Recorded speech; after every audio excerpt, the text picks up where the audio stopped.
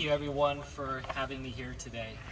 This is a very meaningful event and exactly the type of action that we need at this time. I am here today not as a candidate, but as a constituent, as a voter, as a father who's concerned about the future, concerned about our health, our well-being. I'm here for the same reason you are, because we all demand that we need to have action from our government, from our leaders, right now. I was driving up 295 yesterday when I was listening to the radio, and they played some audio from the attack in Las Vegas. It was the first time that I had heard anything, any of the audio, any of the video from that attack. And you could hear the music, you could hear the laughter and the fun, but then you could start to hear the bullets, the firing, punctuating through the night. And then you hear the crying, the screaming. And it was too much for me. I had to pull over. I had to pull over because I couldn't believe what people had to go through. And it reminded me of an instance that I experienced. I never spoke about this publicly before.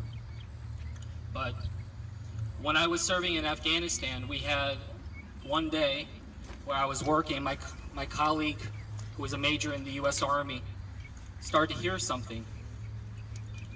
All of a sudden we realized that there's gunfire. We didn't know how close it was. The duck and cover alarm sounded, and we started hearing that perhaps there was some sort of attack on the base.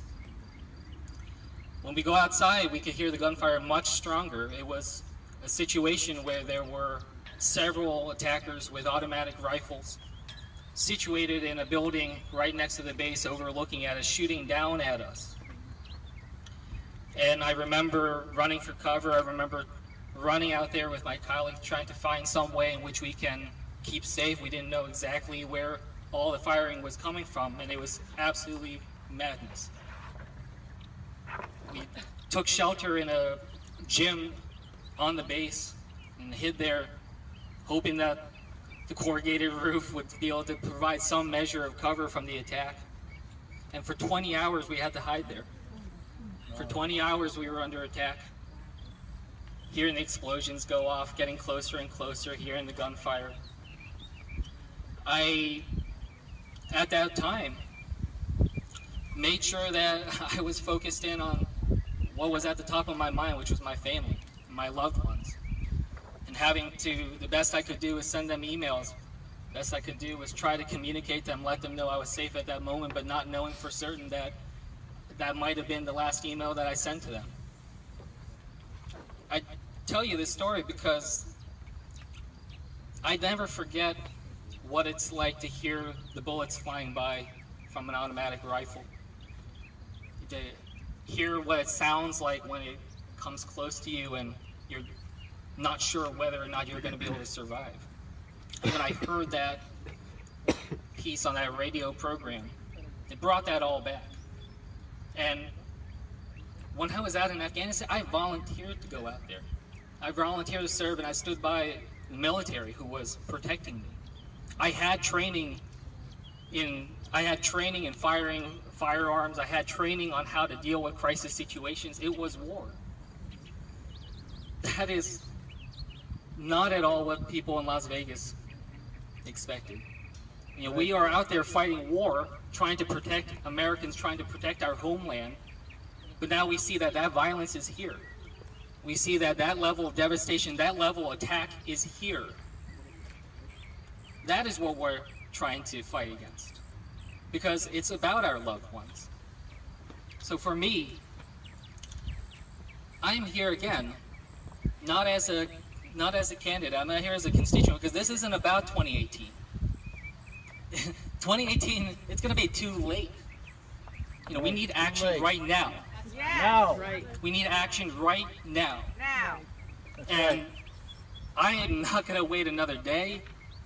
You know, we're going to hear, because we know that we cannot go on. I grew up down the street from here. I was in high school when Columbine happened. I know exactly where I was when Sandy Hook happened. I do not want to measure my life based on tragedy. Right. I do not want to think about all these moments that I can't get out of my head because they're seared into my memory. And now there's one more. This week, I will never forget when I was at the breakfast table with my two kids and realized that there was a massacre overnight in Las Vegas. That is why we're fighting. Because it's for our loved ones. And what I want to say to our leaders, I want to tell them, this is not about Democrat ideas or Republican ideas. When I'm in Afghanistan, nobody ever asks me if I'm a Republican or a Democrat. We're just serving the country. We're trying to protect Americans. And that's exactly what this is all about. So that's why I say I am not here as a candidate, because I am here as a concerned citizen. I'm here as a father.